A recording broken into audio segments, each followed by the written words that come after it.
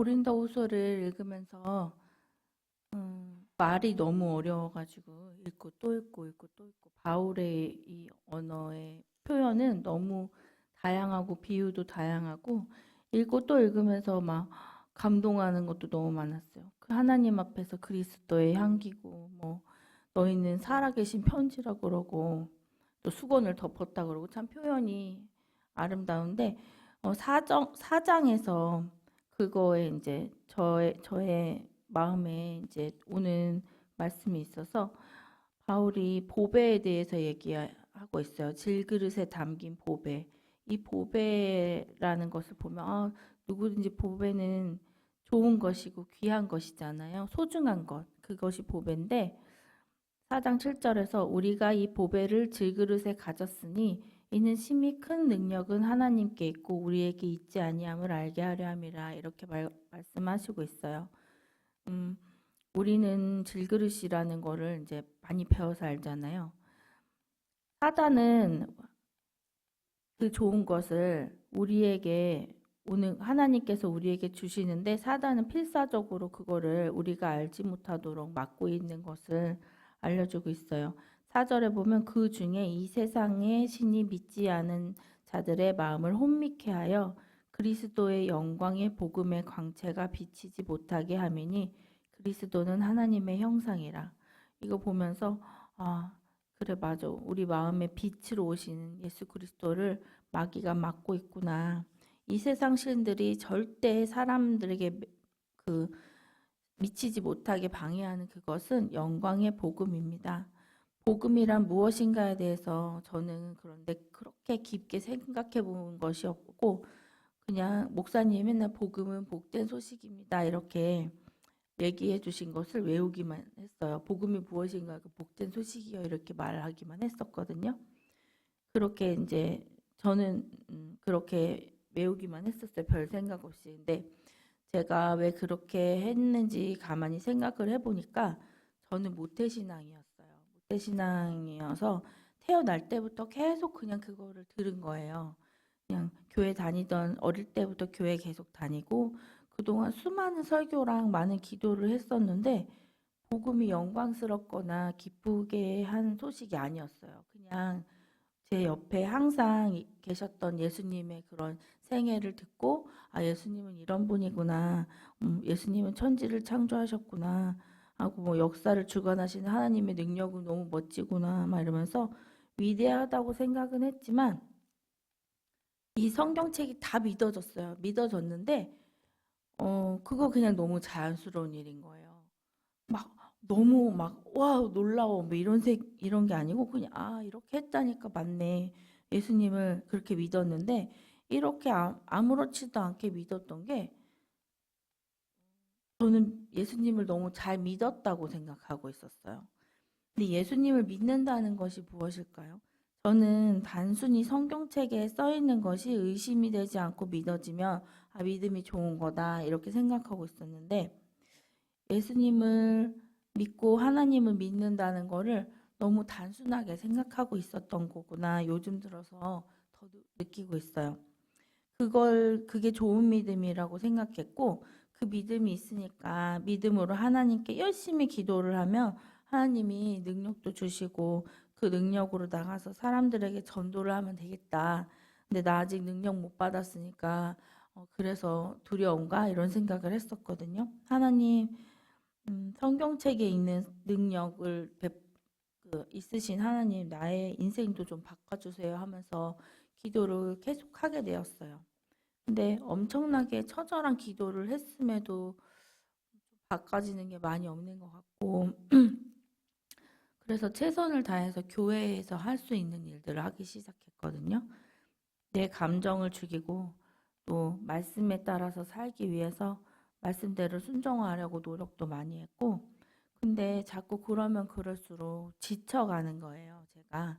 그래서 기대했던 일들이 매번 낙심이 되고 힘차게 다시 일어났다가 금세 주저앉고 내가 아는 하나님은 이러지 않는데 성경책에 있는 하나님은 이게 아닌데 하면서 이게 모든 것들이 막 버겁기만 한 거예요. 다들 보시면 우리 교회에 있는 분들은 지치지 않는 것 같이 그렇게 움직이시거든요. 그래서 왜 다들 힘이 나서 너무 기쁘게 일하시는 것 같은데 다들 나처럼 이렇게 참고서 일하시나? 이러면서 나는 너무 힘들지만 정말 버텨내고 있다고 생각했어요. 근데 여기 그런 생각을 하고 있던 저였는데 여기 4장 8절 이후에 말씀이 저에게 이제 또 다시 다가왔어요.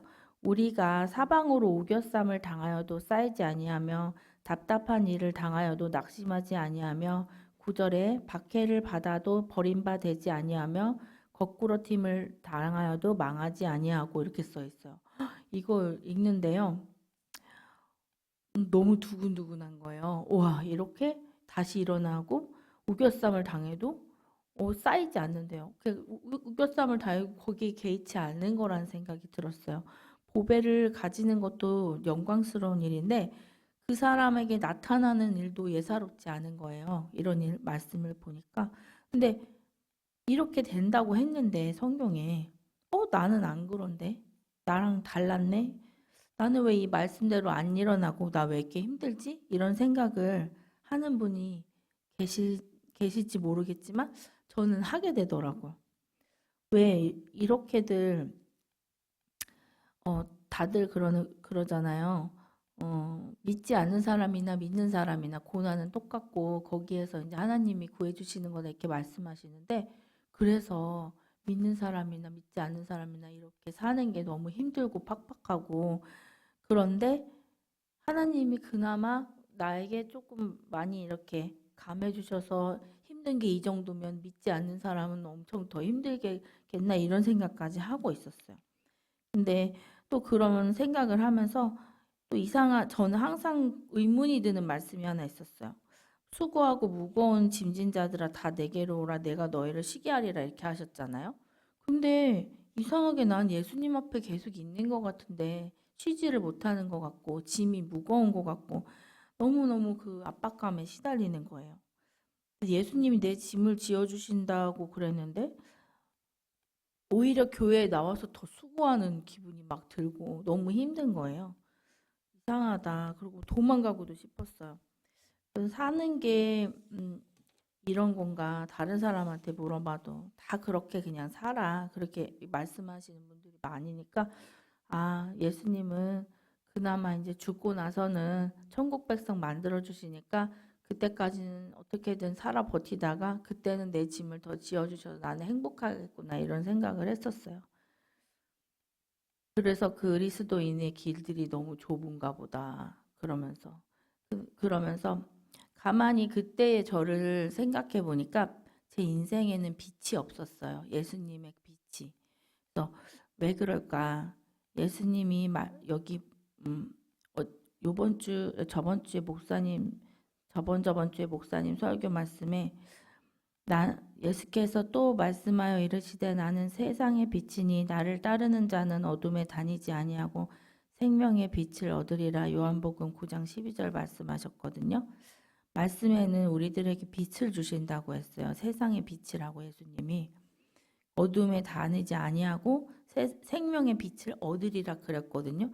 근데 여러분 마음에는 빛이 있으신가요? 저는 어두웠어요. 어두웠는데 내 안에 주 예수님의 그 빛이 있는 사람은 주께서 세상의 빛이라고 칭해 주시고 주님의 빛이 필요한 사람들에게 비치는 빛으로 이렇게 사용해 주신다고 했는데 저는 아직도 그 빛이 필요한 사람 같이 그렇게 있었어요. 근데 목사님이 또 어느 때 이렇게 얘기하셨는데 주여 주여 하는 자마다 다 천국에 들어갈 것이 아니요 아버지의 뜻대로 행하는 자라야 들어가리라 하신 말씀이 있어요. 근데 저는 그동안 주여 주여 너무 많이 외치고 수도 없이 기도했잖아요. 그랬는데 하나님 믿기만 하면 내 인생이 변한다고 생각했는데 왜 변하지 않았지? 빛이 왜 들어오지 않았었지? 그래서 여기에 예수님의 빛에 대해서 예수님의 보배에 대해서 다시 한번 생각하게 되는 거예요. 근데 그것에 대한 답을 주시는데 기도했을 때 답을 주시는데 하나님이 믿기만 하면 변한다고 그래서 저는 성경책의 내용을 믿었고 하나님을 믿는다고 생각했던 그 믿음이 조금 달랐던 것 같아요. 저의 마음의 모든 것의 삶의 왕의 자리에 주님이 안 계셨어요. 그냥 하나님은 이런 분이고 저런 분이고 믿었어요. 근데 나의 마음속에 가장 큰 그 높은 자리에 예수님이 없고 제가 앉아 있었던 거예요. 그래서 예수님한테 자꾸 명령조로 기도하는 거예요. 예수님, 나 이거 계획이 있으니까 내 계획에 맞게 예수님이 기도를 들어주세요. 이렇게 기도하고 있었던 거예요. 말은 입으로 주여 주여 이렇게 해주세요. 저렇게 해주세요. 존댓말로 기도는 하고 있었지만 가만히 보니까 모든 것을 내 계획에 맞춰서 예수님 이거 해주세요. 저거 해주세요. 이거 해야 돼요. 저거 해야 돼요. 그러니까 빨리 들어주세요. 이렇게만 기도하고 있었구나.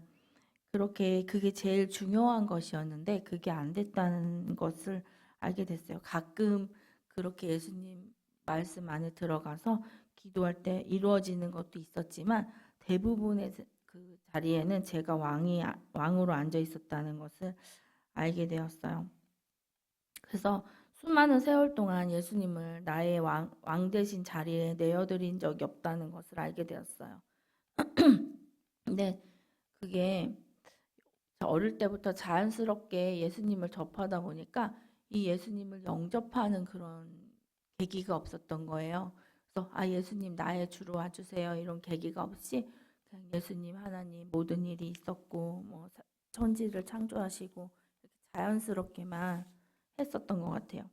근데 여기 4장 5절에 보면 우리는 우리를 전파하는 것이 아니라 오직 그리스도의 예수의 주 되신 것과 또 주 예수를 위하여 우리가 너희의 종된 것을 전파함이라 이렇게 써 있어요. 5장을 보면 5절을 보면 그리스도 예수의 주 되신 것, 이 주 되신 것이라는 것을 전파하고 있는데 그게 복음이 핵심인 것인 것 같은데 저는 그거를 몰랐던 것 같아요. 하나님은 나의 모든 것의 주관자이자 왕으로 모셔야 되는데 내 힘으로 인생을 박차고 나가다가 또 내 힘으로 봉사도 하고 내 힘으로 미워하는 사람을 안 미워하려고 노력하고 그러다가 지치고 힘든 힘으로 또 쓰러져 있다가 다시 일어나고 이걸 반복하는 힘없는 저의 모습들을 보았어요. 그래서 제가 기도하기 시작했었어요. 그거를 깨닫고 예수님 나의 왕이 되어주세요. 저는 이제 왕 안 할게요.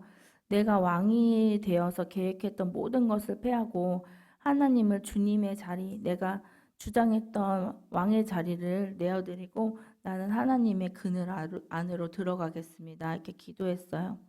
그리고 아침이나 저녁 때나 수시로 그것을 고백했어요. 나의 주님이 되어주셔서 감사합니다. 주님 나의 인생의 주관자가 되어주셔서 감사합니다. 이 감사를 하는데 너무너무 너무너무 기쁜 거예요. 너무너무 그동안에 느껴보지 못한 그런 기쁨이 있고 어, 내 작은 시야로 판단해가지고 모든 것들을 그렇게 이끌어가던 나의 결정을 했던 그 모든 것들에 불안함이 있었거든요. 그 불안함이 사라지고 하나님의 인도를 받고 나서 너무 하나님께 의지도 하니까 세상 만사가 점점 불안이 사라지고 마음이 편해지는 거예요.